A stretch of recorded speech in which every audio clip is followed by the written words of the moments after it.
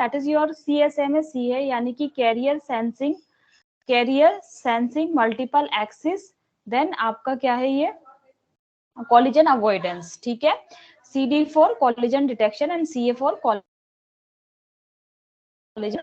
तो carrier sensing prior to transmission is an effective approach to increase the throughput efficiency in shared medium access environment. तो इसके ये एक बहुत अच्छी अप्रोच थी जिससे हमने थ्रूपुट की एफिशिएंसी को जो है शेयर्ड मीडियम के अंदर इंक्रीज करा। Although applicable in wireless environments, the scheme is susceptible to two problems, commonly referred to as the hidden and exposed node problems. तो आपका यहाँ पे क्या हुआ, ठीक है ये एक अच्छी मेथड है, लेकिन यहाँ पे एक प्रॉब्लम आती है। हम देखेंगे what is the hidden and what is the expose node problems.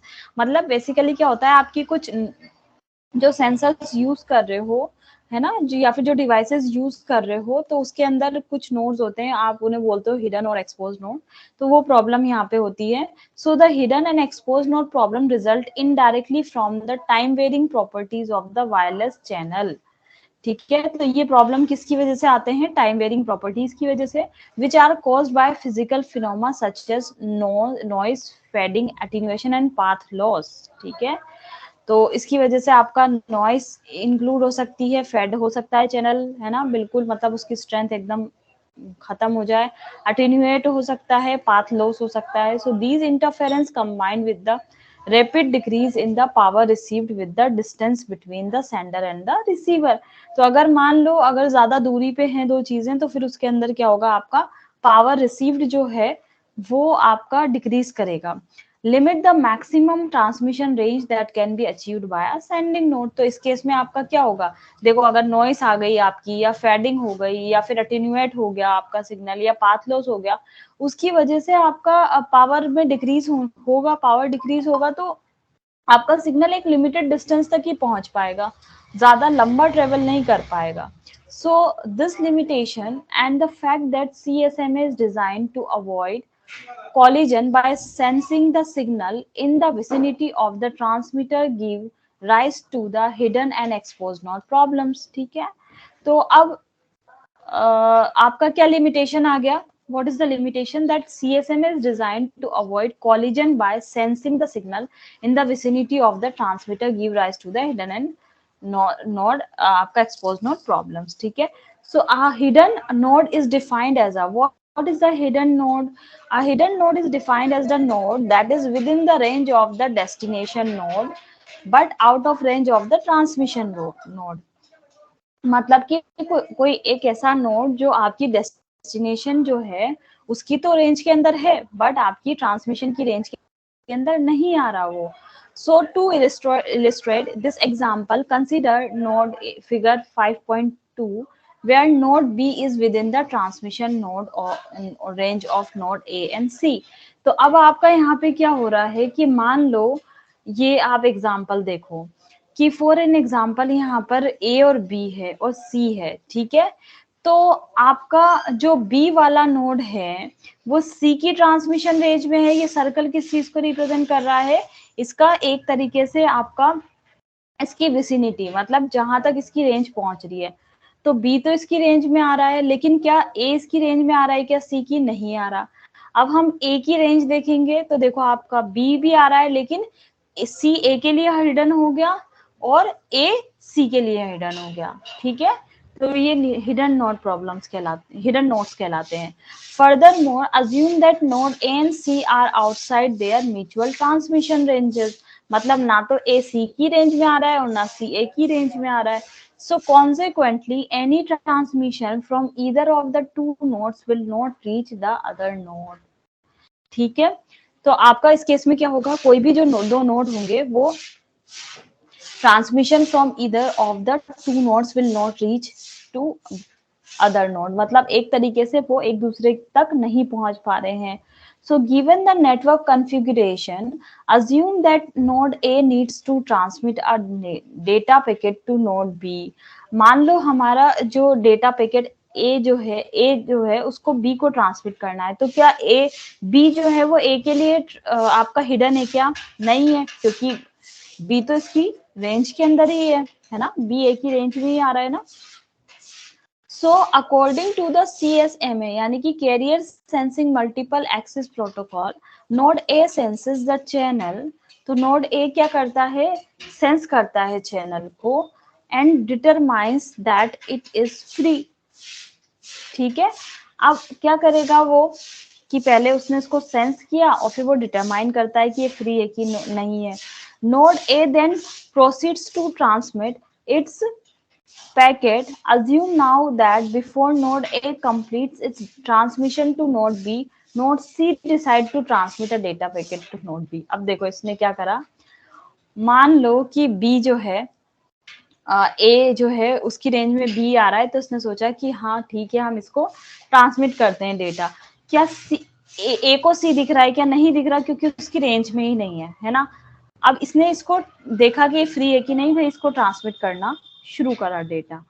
अब उसी टाइम पे सी ने सोचा to transmit the data packet to node B, क्योंकि ए तो उसको दिख ही नहीं रहा है, तो उसने सोचा कि चलो अब हम भी उसको ट्रांसमिट करते हैं।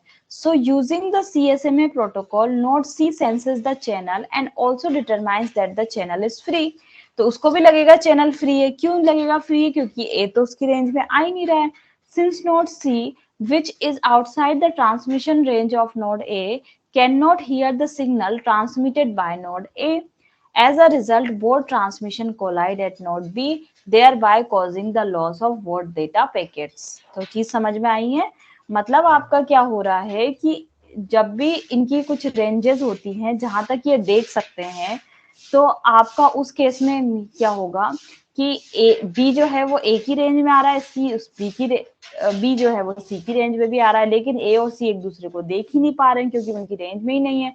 तो अगर ए ने इसको सोच के कि भाई ये फ्री है ट्रांसमिट करा, और सी ने भी सोचा क्योंकि ये फ्री है, क्यों सोचा, क्योंकि यहाँ पे ए से आने वाले सिग्नल तो उसे दिख ही नहीं रहे, ना ए को सी के सिग्नल्स दिख रहे हैं। तो इनमें इस केस में क्या होगा, दोनों ने डेटा ट्रांसमिट कर दिया और उसका क्या हो गया, कोलिजन हो गया वहां पे। सो डेटा लॉस हो जाएगा। So notice that neither node A nor node C is aware of the collision since it happens at the receiver.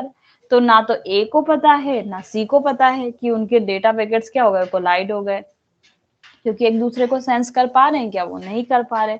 So this feature is intrinsic to wireless networks and constitute a fundamental difference in the way that collisions are dealt with in wired and wireless environment. ठीक है, so exposed node problem is also the result of the intrinsic property of the wireless channel. अब देखो ये कौन सी थी, hidden node scenario था। ऐसे ही आपकी एक और कौन सी आती है, expose node problem. Expose node में क्या होता है, exposed node is a node that is within the range of the sender but out of the range of the destination. तो अब यहाँ पे क्या हो रहा है, देखो ये सेंडर की रेंज में तो है लेकिन डेस्टिनेशन की रेंज के अंदर नहीं है। So to illustrate the expose node problem, consider the network, यहाँ पे जो फिगर में दिया हुआ है कुछ इस तरीके से। अब यहाँ पे देखो क्या हो रहा है, यहाँ पे आपका जैसे फॉर एन एग्जांपल डी है, डी की रेंज में कौन कौन से आ रहे हैं नोड्स, बी भी आ रहा है और सी भी आ रहा है। ठीक है, ए की रेंज में कौन सा आ रहा है, ओनली बी आ रहा है। आ रहा है नहीं आ रहा है, बस इस सर्कल को देखना है आपको क्योंकि ये रेंज से डिनोट किया गया है। ठीक है, so where node B is within the transmission of node A, ठीक है, एंड सी। तो बी किस किस की रेंज के अंदर आ गया, आपका सी की रेंज में भी है और ए की रेंज में भी है। Node A and C, node A and C are outside their mutual transmission ranges, लेकिन ए और सी जो है वो आपस में क्या एक दूसरे को देख पा रहे हैं क्या, यहाँ पे देखो नहीं देख पा रहे, है ना। मतलब आपका जो बी है वो ए की उसमें भी है, सी की उसमें भी है, लेकिन आपस में तो ये एक दूसरे को नहीं कवर अप कर पा रहे, क्योंकि देखो सी की रेंज सिर्फ यहीं तक है और ए की रेंज सिर्फ यहीं तक है। ठीक है, so assume that node B wants to transmit a message to node A. अगर मान लो कि आपका बी जो है वो ए को ट्रांसमिट करना चाहता है node A, node B executes the CSMA protocol to sense the channel. तो वो क्या करेगा, मीडियम को सेंस करेगा, determines that the channel is free. उसने देखा कि भाई ए तो फ्री है, and proceed to transmit the data packet. तो उसको डेटा पैकेट करना, ट्रांसमिट करना उसने शुरू कर दिया। ठीक है, किसने? बी ने ए को ट्रांसमिट करना शुरू करा है यहाँ पे।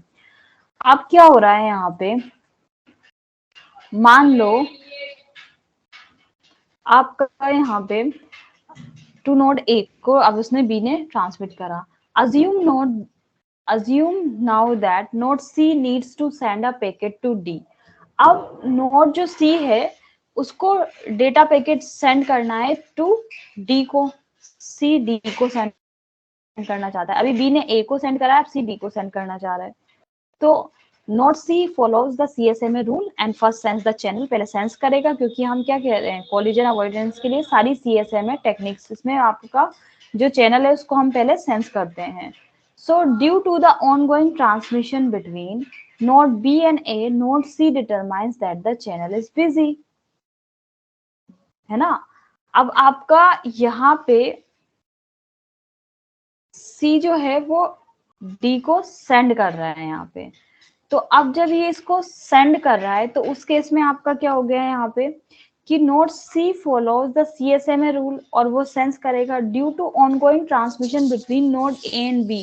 नोड C डिटरमाइन करता है कि आपका चैनल जो है वो बिजी है and delays the transmission of its packet to a later time. ठीक है, क्योंकि नोड A और B के बीच में क्या चल रहा है, ट्रांसमिशन चल रहा है।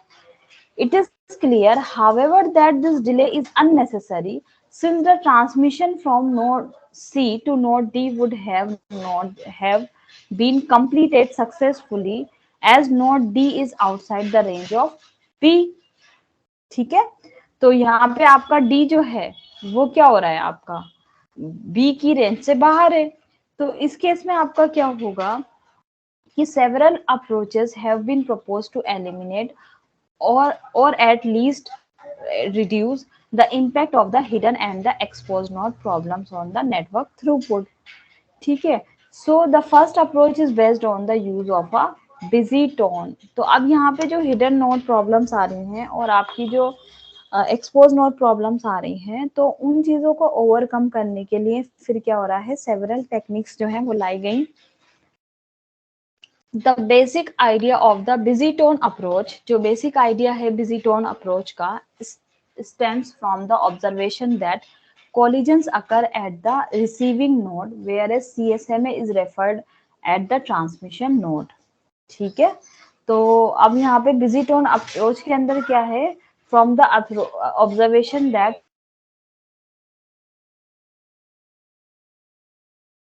whereas CSMA is performed at the transmission node। ठीक, so to address the disparity between the signal goals of CSMA as originally specified and application of the protocols to wireless environment, the busy tone approach requires the use of two separate channels। तो busy tone के अंदर दो separate channels की requirement होती है, a data channel and a control channel। ठीक है, the data channel is used to transmit data exclusively। Obvious सी बात है, हमेशा कंट्रोल चैनल्स और डेटा चैनल, तो डेटा क्या होगा, ट्रांसमिशन के लिए, और the control channel is used by the receiver to signal to the remaining nodes in the network that it is in the process of receiving data. ठीक है, ताकि हम बता सकें बाकियों को कि भाई इसको, क्योंकि हमारे क्या हो रही है, बिजी नोड और हिडन नोड प्रॉब्लम्स हो रही हैं, तो हमने क्या डिसाइड किया कि भाई हम क्या करें कि इसके लिए इसको ओवरकम करेंगे। तो ओवरकम करने के लिए हम अप्रोचेस लेकर आए। तो पहले हम बिजी टोन मेथड देख रहे हैं। बिजी टोन मेथड के अंदर क्या है, अलग अलग हैं आपके, एक तो डेटा चैनल है और एक कंट्रोल चैनल है। डेटा चैनल क्या बता रहा है, डेटा चैनल के अंदर आपका it is used to transmit data exclusively and the control channel is used by the receiver to signal to the remaining nodes in the network that it is in the process of the receiving data।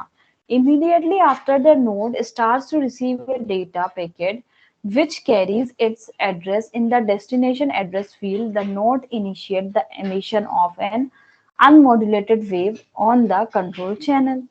ठीक है, जैसे ही node start करता है to receive a data packet which carries its address in the destination address field, the node initiates the emission of the unmodulated wave on the control channel। Indicating that it's receiver is busy. ठीक है, तो इन्होंने क्या कहा भैया कि जैसे start हुआ, जैसे आपका immediately after the node start to receive a data packet, जैसे उसने स्टार्ट किया रिसीव करना डेटा पैकेट को, which carries its address in the destination address field. ये कैसे पता चलेगा कि वो आपका, क्योंकि वो कैरी, जैसे आपके फील्ड्स होते हैं ना, आपने पढ़ा होगा हेडर, है ना, हेडर के अंदर बहुत सारी इंफॉर्मेशन होती है, सोर्स का एड्रेस होता है, डेस्टिनेशन का एड्रेस होता है, तो वहां पे फील्ड डिफाइन होती है। उनको सेट रीसेट करके हम क्या करते हैं, इंडिकेट कर देते हैं कि भाई ये डेटा ट्रांसमिशन की स्टेट में है, ये क्या चीज है, ये सब चीजें है ना। तो इसने एक कंट्रोल सिग्नल भेजा, ठीक है, कि भाई रिसीवर बिजी है। The node continuous to transmit the busy tone at the same time that it is receiving the data packet until the packet is fully received. तो एक कुछ इस तरीके से हो रहा है। मान लो ये नोड 1 है, ये 2 है, ये सोर्स है आपका S, ये डेस्टिनेशन है। अब इसने इसको ट्रांसमिट करना शुरू करा, तो जैसे इसने इसको ट्रांसमिट करना शुरू करा, तो इसने एक सेंड कर दिया उस एक पैकेट की, भाई मैं अभी ट्रांसमिट कर रहा हूँ, मैं अभी बिजी हूँ, ठीक है। So before transmitting a data packet, the sending node must first sense the control channel for the presence of a busy tone. So the node proceed to transmit the data packet only if the control channel is free. Otherwise, the sending node differs in transmission until the control channel is no longer busy. ठीक है, तो control channel को भी देखा जाता है busy है कि नहीं है। So the busy tone approaches solve both the hidden and exposed problem, क्योंकि वो जब अब मैसेज ही सेंड करता रहेगा कि मैं बिजी हूँ, तो उस केस में क्या होगा, हिडन नोड प्रॉब्लम्स जो है वो आपकी ओवरकम करी जा सकती हैं। Assuming that the busy tone signal is emitted at a level such that it is not too weak, not to be heard by a node within the range of a receiver, and not too strong to force more nodes than necessary to suppress their transmission. ठीक है, so the major drawbacks of the approach, however, is a nodes need to operate in duplex mode to be able to transmit and receive simultaneously. This recruitment increases the design complexity of a node significantly, thereby increasing its cost and power consumption. ठीक है, तो आपका यहाँ पे क्या है, इसका major drawback क्या है कि जो नोड्स हैं उसको ऑपरेट होना पड़ेगा इन डुप्लेक्स मोड के अंदर, जब तक रिसीव कर रहा है उसी टाइम पे ट्रांसमिट भी करता रहेगा। So to be able to transmit and receive simultaneously एक तरीके से। So this requirement increases the design complexity, इससे हमारी डिजाइन कॉम्प्लेक्सिटी बढ़ जाती है। जब भी हम किसकी बात कर रहे हैं, डुप्लेक्स की बात कर रहे हैं, देयर बाय आपकी कॉस्ट और पावर कंजम्पशन बढ़ेगा। तो वही वाली बात है, फिर से हमें सॉल्यूशन मिल रहा है, लेकिन प्रॉब्लमेटिक है ये भी, मतलब आपको इम्प्लीमेंटेशन में फिर कॉस्ट पावर ज्यादा खर्च हो रही है। So the second approach to deal with the hidden node problem is based on collision avoidance. This is achieved using the procedure referred to as the ready to send and clear to send handshake. तो अब हम नई चीज लेकर आए, जैसे कि आपका CSMA, अभी तक कैरियर सेंसिंग में आपका CA है ना, collision avoidance. So using this handshake procedure, the CSMA-CA scheme requires that node apply a standard mechanism to avoid collision of wireless messages. ठीक है, तो अब इसके अंदर क्या होता है कि आपका इस स्कीम के अंदर node apply standard mechanism to avoid collision of wireless messages. Since a node cannot detect if a collision has occurred, it attempts to avoid collisions by waiting for the wireless medium to be clear for the amount of time it takes for a packet to propagate through the entire medium. ठीक है, so the time required to send a packet between the most distant nodes in the network, when आपको पता है propagation time क्या कहलाता है, जो कि आपका जो जो मोर डिस्टेंट नोड है ना, उस तक ट्रांसमिट करने के लिए जितने टाइम का की रिक्वायरमेंट होती है. So when a node intends to transmit a data packet, it first senses the carrier. पहले ये कैरियर को क्या करेगा, सेंस करेगा, to determine if another node is already transmitting, है ना. If no other transmissions are sensed, the node sends a short RTS packet to the intended recipient of the data packets, मतलब आपको अब ये चीज समझ आ रही है कि हम क्या कर रहे हैं। पहले हमने बिजी टोन मेथड देखी थी, बिजी टोन मेथड्स के अंदर ठीक है हमने अप्लाई भी कर लिया, यहाँ पे एक कंट्रोल भी है, मतलब जैसे इसको मिलता जा रहा है तो ये कहता जा रहा है कि भाई मैं बिजी हूँ, मतलब मैं अभी रिसीव कर रहा हूँ कंट्रोल चैनल, ठीक है। लेकिन ये सब चीजें करना थोड़ी सी हमारे लिए टफ हो रहा था, तो हमने सोचा कि भाई CSMA में CD हमने देखी थी, कोलिजन डिटेक्शन, तो हम ऐसा कुछ करें कि जिसमें कोलिजन अवॉइड ही हो जाए, तो हमें डिटेक्ट ही नहीं करना पड़ेंगी, ठीक है। तो उसके लिए हमने क्या किया, यानी कि एक तरीके से कोलिजन हो ही ना, तो क्या ये पॉसिबल है क्या? ऐसा तो नहीं है, फिर भी कुछ ना कुछ परसेंटेज तो होंगी, बट ठीक है हमने सोचा मैक्सिमम हम कोलिजन्स को अवॉइड कर दें। तो हमने डिसाइड करा भाई कि जैसे ही आपका वहां से आपका कोई भी नोड है, ठीक है, पहले आप सेंस करोगे, ठीक है, ट्रांसमिशन हो रहा है कि नहीं हो रहा। अगर नहीं हो रहा तो ये क्या करेगा, if no transmission are sense the node send a short RTS packet to the intended recipient, यानी कि जिसको भी इसको भेजना है उसको ये एक RTS मैसेज भेजेगा। What is the RTS? RTS is the request to send, request to send message भेजेगा, है ना। If the recipient is in fact ideal and senses that the medium is clear, it sends CTS, short CTS packet on the reply, ठीक है। तो मतलब ये एक तरीके से पहले हैंड शेकिंग कर रहे हैं, मतलब प्रिपेयर हो रहे हैं ये। जैसे फॉर एन एग्जाम है ना, जैसे दो नोट्स हैं, तो वो पहले क्या कर रहे हैं कि भाई पहले तो इन्होंने चैनल फ्री देख के और सेंड कर देते थे, लेकिन अब ये जिसको सेंड कर रहे हैं उनसे बात कर रहे हैं कि भाई आप फ्री हो कि नहीं हो, है ना, किसी और से तो ट्रांसमिट नहीं कर रहे हैं, ठीक है। पहले क्या हो रहा था, हम बस चैनल को देख के फ्री है बिजी है हम भेज दे रहे थे, सामने वाले का कोई रोल ही प्ले नहीं हो रहा था। अब सामने वाले से भी हम बातचीत कर रहे हैं। So upon receiving the CTS packet the transmitting node sends the actual data packets to intended recipient. तो अब जैसे इसको CTS का मैसेज मिल जाएगा कि हाँ भाई मैं क्लियर हूँ, कोई मैं किसी और के साथ कोई डेटा ट्रांसमिट नहीं कर रहा, तो फिर ये कहता है कि चलो ठीक है मैं आपको डेटा ट्रांसमिट कर देता हूँ, ठीक है। If after a pre determined period of time, अब इसमें भी जब ये, अब देखो जैसे इसने RTS भेजा पैकेट, यानी कि रिक्वेस्ट टू सेंड करी, तो उसके बाद भी ये क्या करेगा, वेट करेगा ना, जब तक कितनी देर के बाद उसको CTS मिल सकता है। तो उसे हमने कह दिया कि भाई एक पीरियड ऑफ टाइम के लिए इसने वेट करना स्टार्ट किया। अगर इसको मिल गया क्लियर का मतलब मैसेज, तो ये क्या करेगा, आपका डेटा सेंड करना शुरू करेगा।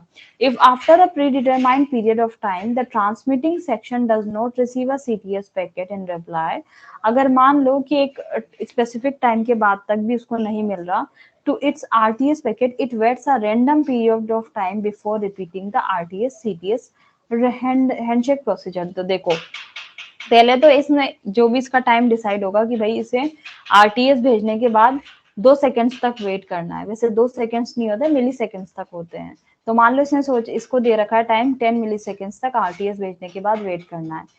अब उसके बाद में क्या करना है इसने, तो ये इसको क्लियर टू सेंड मान लो 10 मिली सेकेंड्स तक आया ही नहीं, तो नहीं आया तो फिर उसके बाद भी ये क्या करेगा, एक रेंडम पीरियड ऑफ टाइम तक के लिए वेट करेगा। अगर नहीं आया, मान लो उसको 2 मिली सेकेंड्स तक आपने फिक्स कर रखा है, तो ही रिट्रांसमिशन करेगा। ऐसे नहीं 10 मिली सेकेंड्स होते ही इसने रिट्रांसमिशन करना शुरू कर दिया। So the use of the RTS CTS, मतलब request to send fail to send check procedure in CSMA CS scheme to avoid collisions। तो अब यहाँ पे देख लो फिगर में बताया हुआ है, A B है और C है, तो आपका for an example A B को भेज रहा है, मतलब या फिर B जो है पहले C को C के साथ कम्युनिकेट कर रखा है, इसने रिक्वेस्ट टू सेंड भेजी है, तो इसने इसको क्या करा भेज दी, ठीक है। फिर आपका क्या हो रहा है, यहाँ पे डेटा भेज रहा है, फिर इसको एक्नॉलेजमेंट कर रहा है, यानी कि एक तरीके से जैसे हमारा TCP के अंदर कनेक्शन ओरिएंटेशन वाला प्रोसेस होता है ना, कुछ इसी तरीके से, बस वहाँ पे मैसेजेस के नाम चेंज हो जाते हैं, जैसे इनिशियलाइजेशन कर रहे हो या जो भी है ना, तो उसी तरीके का कुछ है। सो अब इस सिनेरियो में क्या है, node B instance to transmit a node data packet to C। तो एज यू कैन सी है B C को डेटा सेंड करना चाहता है, तो it seems the carrier to, it senses the carrier, तो ये क्या करेगा, पहले कैरियर को सेंस करेगा to determine if any other node is already transmitting, कि अगर कोई दूसरा नोड ट्रांसमिट कर रहा है कि नहीं है। After it determines that the channel is free, अगर चैनल फ्री है it transmit a RTS packet in addition to the destination packet।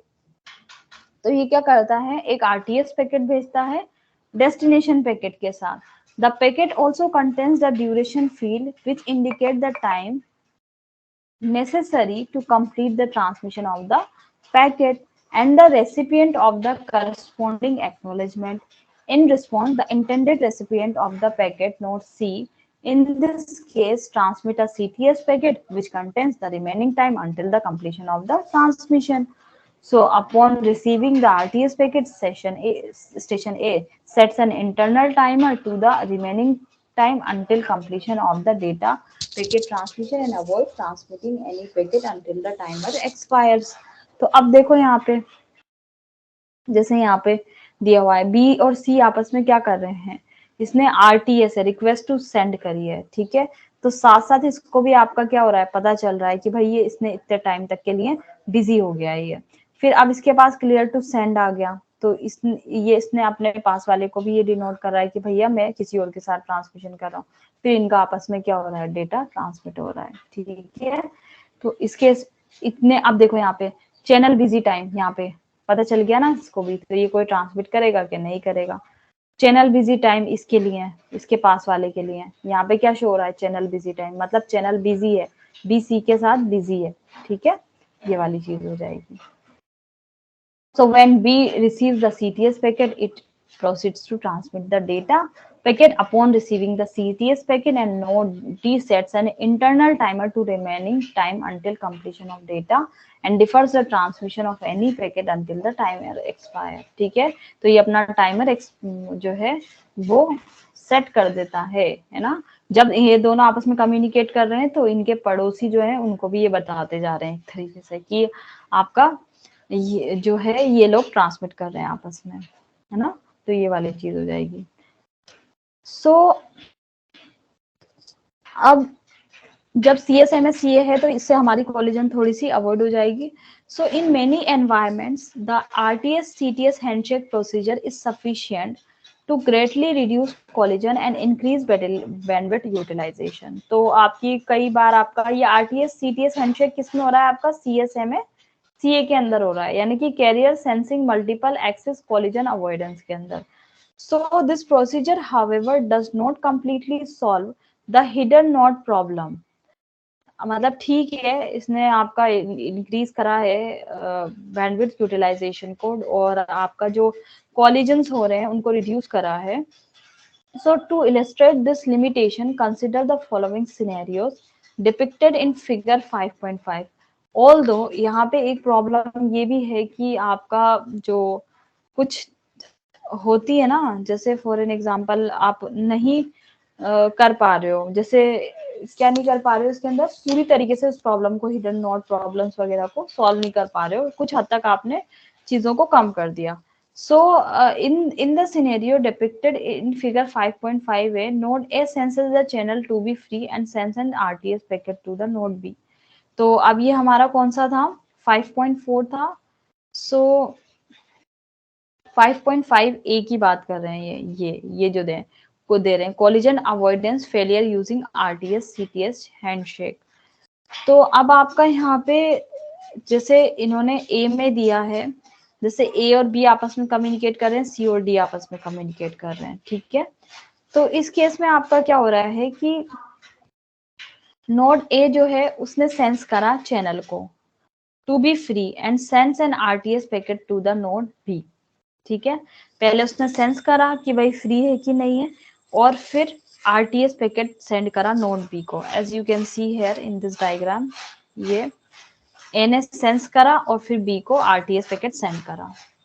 All right.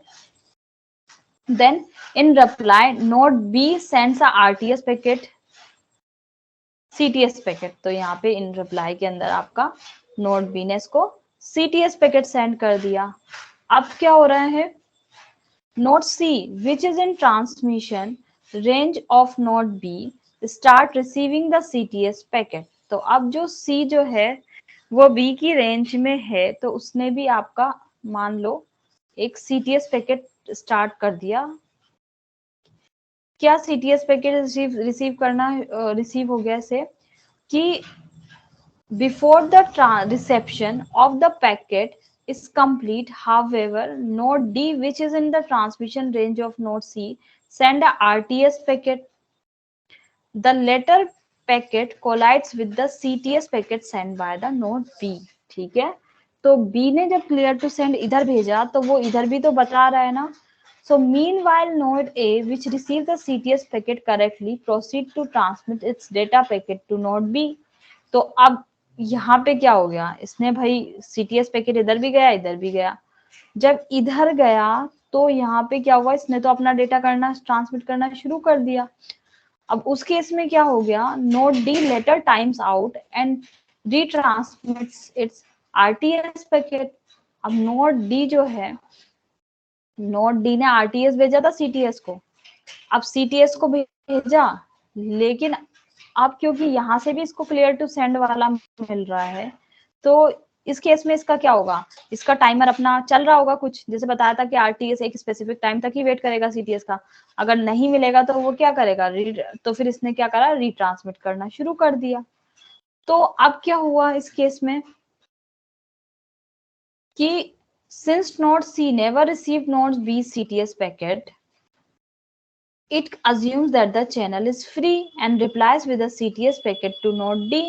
Since node B is within the transmission range of node C, the latter packets collide with the data packet being transmitted by the node A. ठीक है, तो इस case में आपका क्या होगा, ये देखो है ना, तो ये डेटा पैकेट्स के साथ और इस पैकेट के साथ क्या हो जाएगा, कोलिजन हो जाएगा. ठीक है, so the scenario depicted in 5.5b. अब 5.5b के अंदर क्या है आपका, ये वाली चीज है ना. 5.5b shows another case where collision avoidance fails using the RTS CTS handshake. In this scenario, node A senses the channel to be free and sends an RTS packet to B. तो इसने आप यहाँ पे RTS packet send किया B को. अब क्या होगा नेक्स्ट इस प्रोसेस के अंदर, in reply node B sends an CTS packet to node A. ठीक है, पहले उसने RTS भेजा, देखो A और B है, यहाँ नहीं बन पाएगा आपका, जो है यहाँ इस तरीके से बना हुआ है, ये A है, ये B है, ये C है, ये D है. अब क्या हो रहा है यहाँ पे, the CTS packet is received correctly by node A. A ने B को RTS भेजा, फिर B ने A को क्या भेजा, CTS भेजा. ठीक है, the CTS packet is received correctly by node A, which allows it to transmit its packet. मतलब आप डेटा भेजो. The CTS packet is also received by node A. अब ये CTS packet C को भी receive होता है side by side. So which is within the transmission range of B. तो C B की transmission range में है. Since node C has started transmitting an RTS packet to node D nearly at the same time that node B is transmitting its CTS packet, node C does not receive correctly the CTS packet sent by B.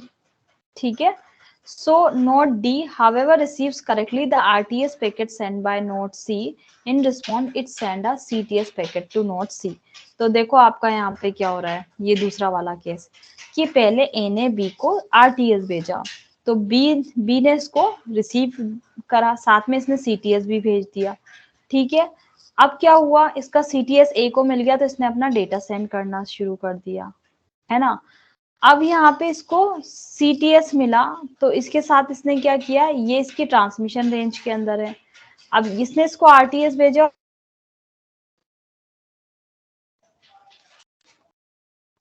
सो यहाँ पे आपका क्या हो रहा है फिर दूसरी उसमें कि यहाँ पे इस तरीके से कोलिजन हो रहा था, है ना, हमने जो देखा है इसमें, that is your. So in response, it sends a CTS packet to node C, thereby allowing it to start transmitting a data packet. Since node A did not complete transmission of the data packet to node B, node C's data transmission causes a collision at node B. Despite its failure to solve the hidden node problem completely, the RTS-CTS handshake is used widely in wireless network to avoid packet collision and increase network throughput. तो अब देखो यहाँ पे क्या बता रहे हैं आपका कि बहुत सारे केसेस के अंदर इसमें आपका जो है कॉलिजन अवॉइडेंस ने कॉलिजन को अवॉइड भी करा है बहुत सारे हद तक, आपकी बैंडविड्थ एफिशिएंसी वगैरह को इंक्रीज करने करा है ना, but still chances are there for the of collision, है ना। तो ठीक है, अच्छी मेथड है, बट ये नहीं कहेंगे कि बिल्कुल ही बहुत ही बेस्ट मेथड है। ठीक, तो ये वाली चीज हो गई यहाँ पे।